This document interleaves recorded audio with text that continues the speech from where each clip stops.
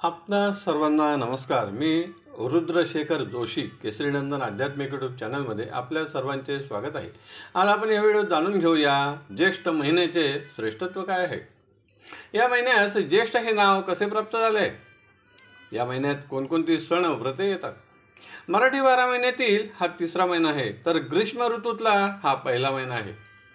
या महिन्याच्या पौर्णिमेला आधी किंवा नंतर ज्येष्ठ नक्षत्र असते, म्हणून या महिन्यास ज्येष्ठ हे नाव प्राप्त झालेले आहे। या महिन्यातील शुक्ल प्रतिपदेस करवीर प्रतिपदा व्रत करतात। सूर्यदेवांचे हे व्रत आहे। यामुळे दुःख व रोग यांचा नाश होऊन आरोग्य लाभते। याच दिवशी कन्हेरीच्या वृक्षाची देखील पूजा करतात। पूर्वी सावित्री, सरस्वती, सत्यभामा, दमयंती यांनी हे व्रत केले होते। तृतीयेला त्रिमूर्ती व्रत करतात। वायू, सूर्य व चंद्र रूपात भगवान विष्णूंची पूजा करावी। हे व्रत 3 वर्ष करावे, यामुळे दीर्घायुष्य व सुख प्राप्त होते। याच दिवशी पार्वतीचा जन्म झाला आहे, म्हणून पार्वती पूजन देखील करावे, यामुळे अखंड सौभाग्य प्राप्त होते। याच दिवशी रंभा व्रत करतात, यात देवीचे पूजन करावे। चतुर्थीस उमा चतुर्थी हे व्रत करतात। या विनायकी चतुर्थीस ज्येष्ठ राज चतुर्थी असे देखील नाव आहे। षष्ठी तिथीस अरण्य षष्ठी किंवा स्कंद षष्ठी असे देखील म्हणतात। यात देवीची पूजा करतात। संतान प्राप्तीसाठी हे व्रत करतात। अष्टमीस निंदुकाष्टमी व्रत करतात। पहिले 4 महिने कमळाच्या फुलांनी, नंतर 4 महिने धोत्र्याच्या फुलांनी व पुढील 4 महिने दिवसा उमलणाऱ्या कमळाच्या फुलांनी भगवान विष्णूंचे पूजन करतात। या दिवशी विष्णुपूजा देखील करतात, शिवपूजा देखील करतात। नवमीच्या दिवशी उमा ब्राह्मणी व्रत करतात। यात पार्वती देवीचे पूजन करून ब्राह्मण व त्यांच्या कन्येस दूध भाताचे भोजन द्यावे।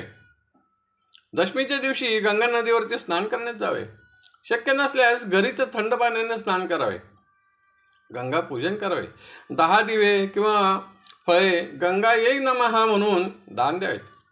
सातूच्या पिठात गूळ घालून त्याच्या गोळ्या तयार करून जलचरांसाठी जलात टाकाव्यात। दशहरा व्रत, दशमीच्या दिवशी हस्त नक्षत्रावरती गंगेचे अवतरण झाले, म्हणून गंगा पूजन करावे व विविध प्रकारचे दान द्यावे। या महिन्यात येणारी ही निर्जला एकादशी असते, तिला भीमसेनी एकादशी असेही म्हणतात। चंपक द्वादशीस चंपक फुलांनी गोविंदाचे पूजन करावे। याच दिवशी राघव द्वादशीस श्री राम लक्ष्मणाचे पूजन करून घृतासहित पात्र दान द्यावे। द्वादशीस दुर्भाग्य नाशक व्रत करावे। या दिवशी सूर्यदेवाचे पूजन करावे। पांढरा धोत्रा, लाल कनेर, निंबाचे फूल वाहून पूजन करावे। चतुर्दशीस पंचतप व्रत करावे। यात गार्हपत्य, दक्षिणाग्नी, सभ्य, आह, वनीय व भास्कर हे 5 अग्नी दिवसभर प्रज्वलित ठेवत। यामुळे भगवान शंकर प्रसन्न होतात। एरुवाक पौर्णिमा हे व्रत आंध्र प्रदेशातील शेतकरी करतात। महाराष्ट्राच्या प्रमाणे पोळा सण साजरा करतात, याचप्रमाणे हा सण तेथे साजरा केला जातो। या दिवशी बिल्व त्रिरात्री व्रत देखील करतात। या व्रतात भगवान शंकरजींचे पूजन केले जाते, पार्वतीचे पूजन केले जाते। महाज्येष्ठी व्रत व वटसावित्री व्रत याच दिवशी करतात। वद्य पक्षात येणाऱ्या चतुर्थीस श्री गणेशाचे पूजन करावे। या पक्षात येणाऱ्या एकादशीस योगिनी एकादशी असे म्हणतात।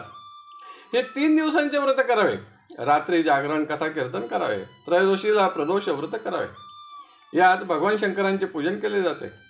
अमावस्येच्या दिवशी पितरांच्या तृप्तीसाठी श्राद्ध तर्पण करावे।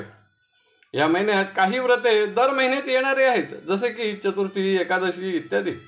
पण या महिन्यात वट सावित्री पौर्णिमेचे व्रत सर्वच ठिकाणी मोठ्या प्रमाणावर केले जाते। सौभाग्यवती स्त्रिया हे व्रत आपणास अखंड सौभाग्य प्राप्त व्हावे यासाठी करतात। ही सर्व माहिती व्रत परिचय, व्रत शिरोमणी व अन्य ग्रंथातून संकलित करून ह्या व्हिडिओत प्रस्तुत केले आहे। आपणास आवडले असेल तर जरूर लाईक करा, शेअर करा आणि व्हिडिओच्या खाली असलेल्या सबस्क्राईब शब्दावर जरूर क्लिक करा। धन्यवाद। नमस्कार। जय केसरीनंदन।